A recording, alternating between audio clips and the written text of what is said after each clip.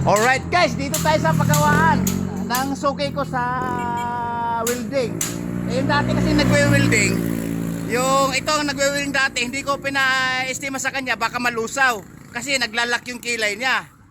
Alright, ito yung batikan. Mamaya sasabihin ko sa inyo kung naging kasama kami sa abroad, kung anong trabaho niya ron. Doon po siya sa desierto, mamaya sasabihin ko yung trabaho niya. Alright, dito muna tayo. Kasi boss, yung weldingin ko, kunting-kunti, ispat-ispat lang na naman, hindi naman hard masyadong ano doon, parang smoothness lang. Nagpunta nga ako dito, kinuhan niya, tinanggihan ko kasi naglalaki kilay. Andito ka na, di sa'yo ko napapagawa. Galing ako sa bayan, nagpagawa ko ng cellphone, dumiretso na ako dito. Kaya nabasalan yung shoes ko brand new. Oy, nabasalan yung shoes ko, brand new. Ayun Puma. Pumapangit pero hindi pumupugi. Di ba? Alright guys, ito yung mga bida-bida, mga kabiruan natin. Dati natin kakilala. At ito namang nagwe-welding, sobrang bihasa nito. Alright? Bihasa po ito mag-welding, kaya sa kanya ko lang pinapaasa yung mga weldingin ko sa bahay. Sidecar, single. Karamihan sidecar kasi nga panghanap buhay Yan yan ang talaga linya niyan. Yung kaibigan nating bida-bida. Yan, mayroon siyang mga suki na managpapawilding, mga bumabati din Alright. Kaya nga minsan ako napunta dito, baka once a year lang, 2 times a year o 3 beses sa isang buwan. Guys, ito na. Ito yung kasama ko sa abroad. Dati itong ang trabaho niya na nagpapastol ng camel. Kaya nung nauwi siya sa Pilipinas, guys, pupuwitan siya ng Arabo.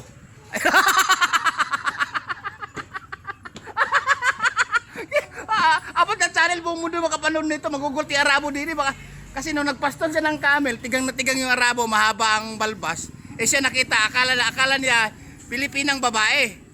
Nagtatakbo po to sa anong tawag doon sa Talahiban, sa may disyertong walang tubig. Ayun, doon po. Tingin ganyan, tawtuan mga to. Disyerto walang tubig. Ang trabaho po niyan, naging kung sa yan. Sa Dubai at nalipat kami sa sa Mongolia. Nalipat sa Mongolia. Gustong ipapasok na sniper kaso ayaw kasi hindi sanay sa baril Alright? Mamaya-maya baka bukas dadalhin ko yung papagawa ko rin kasi nga siya dapat ang i-estima nun yung sidecar na ganito, pero guys siya para siyang pamasada pang yun ang tinatawag, sinasabi kong legendary bike. Hindi important yan. Kawasaki 175 yan. Boss, nagtataka siya. Iba naman ang motor kong dala. Kadami kong motor. Di ba? Sabi mo nga, boss, nagpa-welding ako ng big bike din magtataka ka, huwag kang magtaka doon sa mga service ko, abo. Magtaka ka kung bakit ka puwitan ng Arabo. Bakit puwitan ka ng Arabo? Akala siguro babaeng Pilipina ka. Guys, itong tumakbo sa Arabo, tagapag ng camel, tawag nun?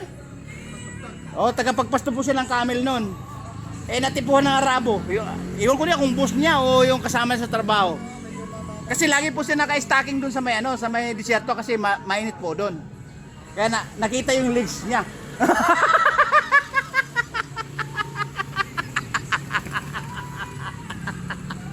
Tanto baka kasi nakatalikod, baka napuwitan na nga rin. Di ba? Yan guys, yung routine dito pagka nagpagawa ka, estimado talagang pulido magwe-welding. Ito kasi marunong din naman, kaya lang baka nagpa-practice pa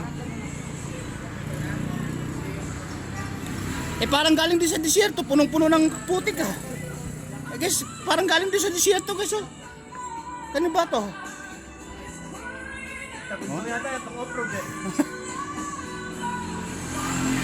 Guys, duming-dumi, akala siguro galing sa may lahar. Parang gawing lara, no? Oh.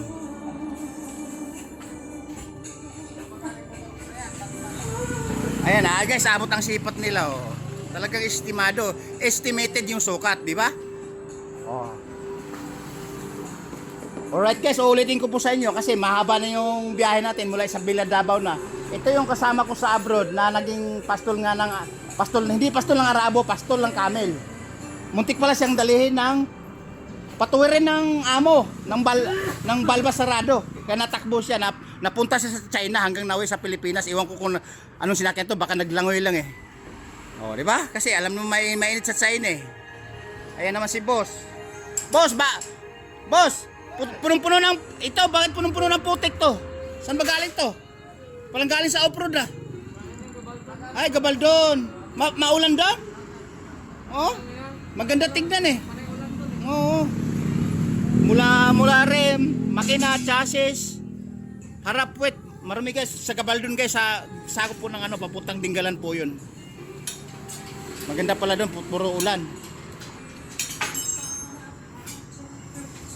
Alright guys, pinakita ko lang yung routine kung paano yung mga ginagawa dito sa mga bida-bida kaibigan natin.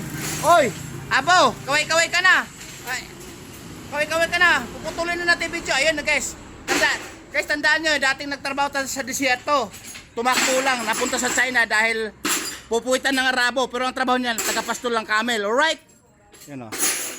Tapos ito naman, si boss, talagang fairness na ang linya na taga-welding. Pulido po magpagawa to.